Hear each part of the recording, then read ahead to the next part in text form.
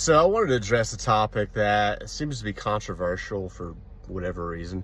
And I saw actually a post, I think this was on NPR, a day or so ago. That I think a lot of this is what adds to the confusion. So the headline says plant-based diet builds muscle just as well as a meat-based diet, something along those lines.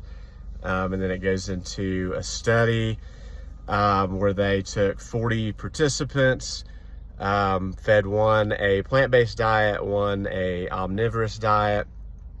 Couple things I just wanted to point out about this, because I think people will look at this at face value and maybe get it confused. So I don't think many people are saying a plant-based diet is inadequate when it comes to building muscle. Is it going to be harder to get enough protein on a plant-based diet? Probably. And I think that's where the disconnect comes in. And this is also dependent on your goals.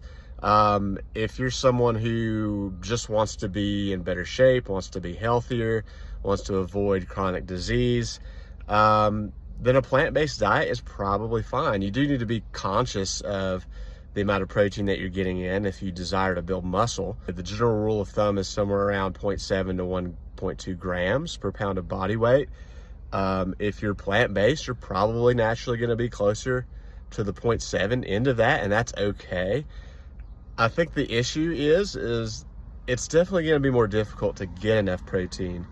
When you look at the quantities sometimes of these plant-based foods too, like the article cites, I believe it was a cup of cooked lentils is like 18 grams of protein. A cup of cooked quinoa is like 7 or 8 grams. And again, that's not nothing, but when you think about how voluminous, I think that's a word, a cup of lentils and a cup of quinoa is, it's not a lot of bang for your buck, especially when you compare to like 4 ounces of ground chicken is about 27 grams of protein. So just not as much bang for your buck when it comes to quantity of food to actually translating to how much of your daily protein you're getting.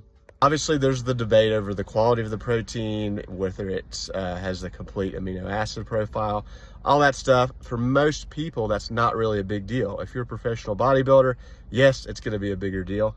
But ultimately, it's going to come down to, are you getting enough protein, and are you able to reliably hit the calories that you need to hit effectively to reach your goals?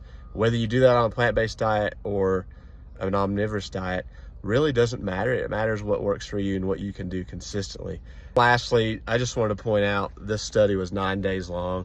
It doesn't say if the calories were equated in each group or not. I would have to assume they were, but we don't really know.